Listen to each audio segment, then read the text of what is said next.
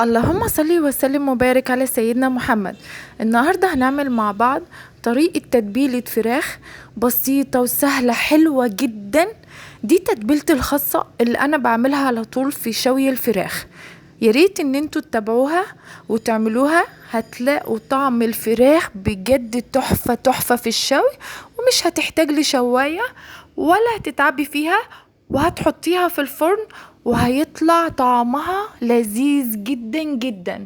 تابعينا لاخر الفيديو، هعرفك ازاي تعملي الرز البسمتي جنبها بطريقه حلوه قوي قوي. لو انت ما تعرفنيش، انا اسمي زوزو، ولو انت اول مره تشوف القناه بتاعتي ياريت تعملي لي اشتراك ولايك وشير، وما تنسيش تفعلي زر الجرس. يلا بينا نسمي الله ونبدا الوصفه بتاعتنا.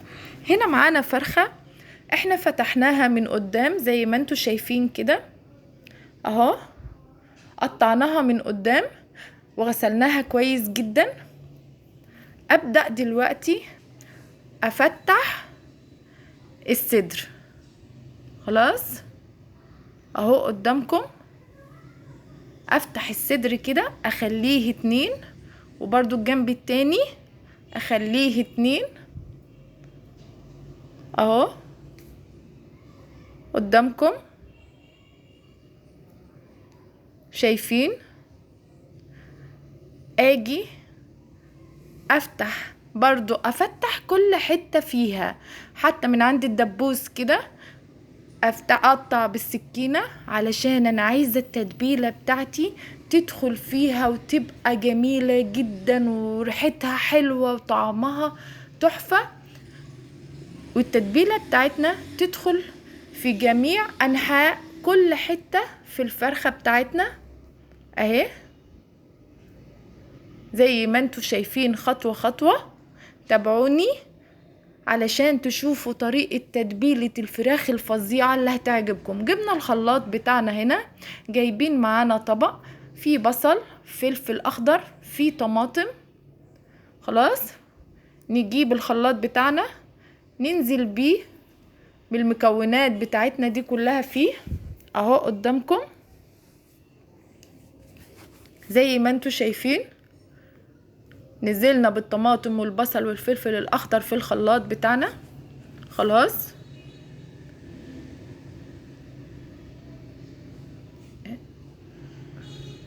نشغل الخلاط بتاعنا اهو،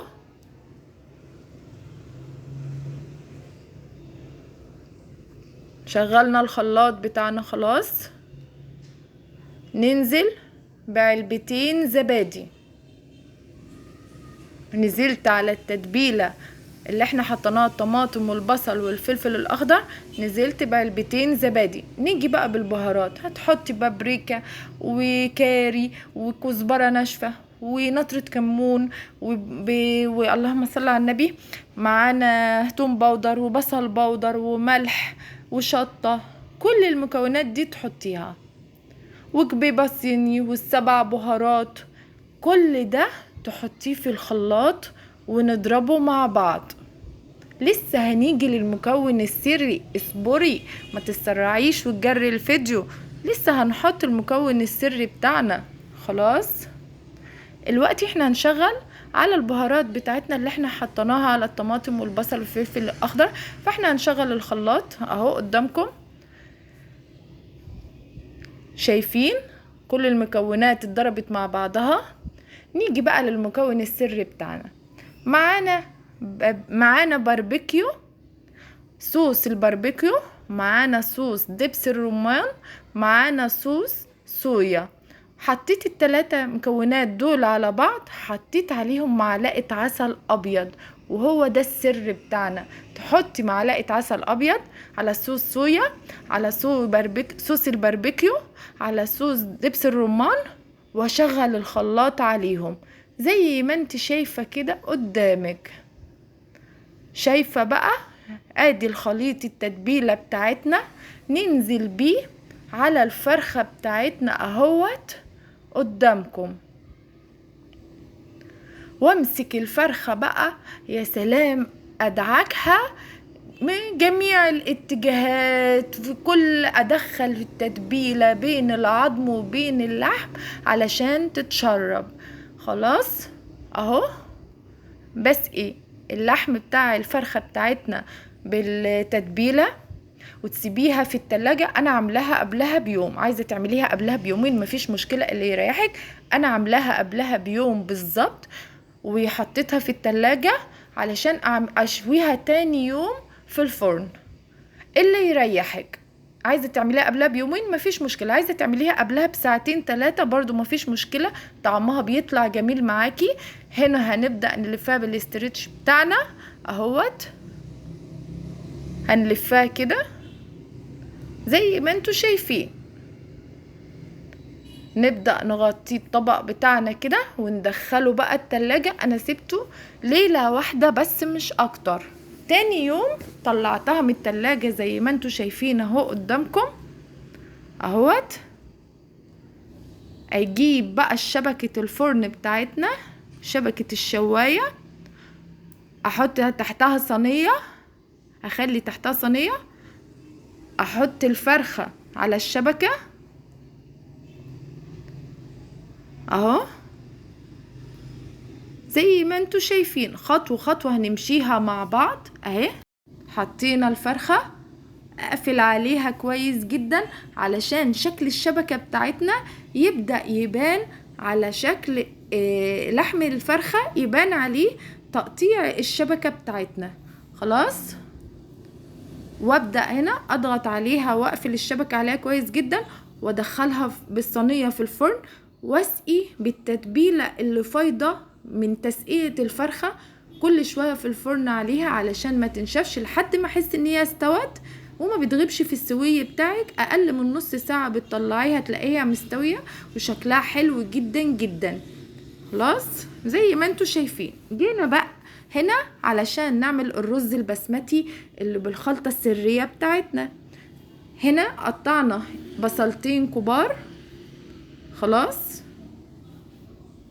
نزلنا ببصلتين كبار في الحلة اهو، هنقلبهم كويس جدا ماشي. نزلنا عليهم بمعلقتين زيت اهو قدامكم. انا مش هخلي البصلة تتحمر قوي معايا، انا عايزة البصلة تبقى مقرمشة كده وتبقى حلوة وطعمها في الرز عطي طعم جميل. فانا مش هحمر البصلة قوي، انا يدوب ادبلها بس وهنزل عليها بقى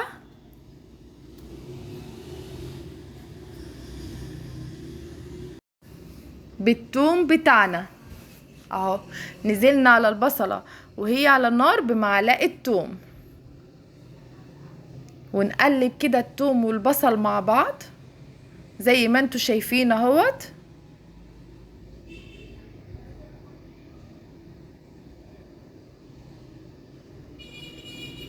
تمام،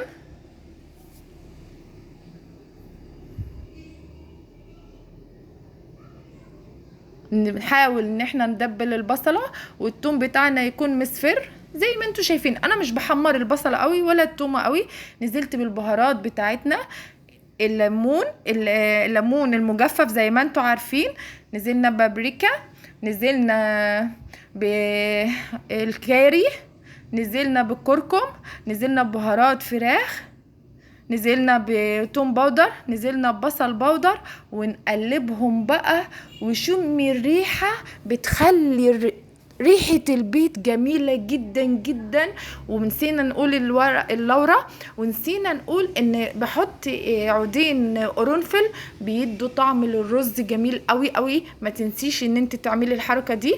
اجيب بقى معلقتين مستردة اهو قدامكم، حطيت معلقتين مستردة. يا سلام على الريحة. انا بصراحة اكتر ما بحب اكله بحب اشم ريحته، ريحته حلوة قوي، بتبقى ريحة حلوة قوي في البيت. ريحة تتبيلة الرز دي اهي قدامكم.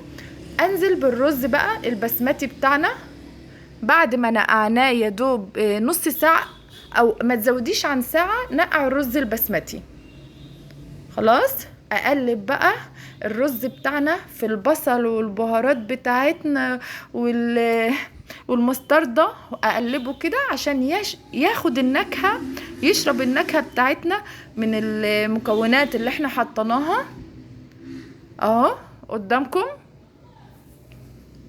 شايفين. وننزل بالمية بتاعتنا بقى.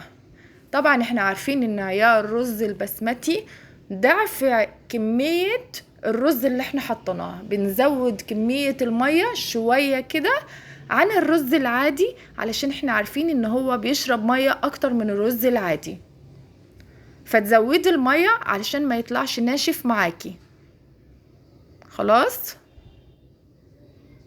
احلى رز بسمتي جنب الفراخ المشوية، تحفة تحفة بجد. طريقته هتعجبك، هيطلع احلى رز. انا بقى باجي للاخر كده قبل ما الرز يتشرب المية بتاعته بحط قطعة زبدة. حط قطعة زبدة، اي زبدة عندك، بتدي برضو ريحة وطعم للرز بتاعنا جميلة جدا. ونغطي عليه بقى ونسيبه براحته على النار. وادي طبقنا النهاردة الفراخ المشوية، وادي الرز البسمتي، وادي البطاطس بتاعتنا المحمرة، وادي المايونيز بتاعنا. لو انتوا عايزين طريقة المايونيز ياريت تكتبولي في الكومنتات، وانا بعمل المايونيز من غير بيض خالص، طريقة سهلة وبسيطة. وادي الفراخ بتاعتنا مستوية، شكلها جميل جدا كأنك شوياها على الشواية مش في الفرن، ريحتها حلوة قوي. شايفين انا بقطعها قدامكم اهو. بجد انا كنت واقفة باكل من حلاوتها ومن طعمتها. بجد ياريت تكتبولي في الكومنتات ايه رأيكم في الوصفة بتاعتي، وتحبوا ان انا اعمل لكم وصفة ايه.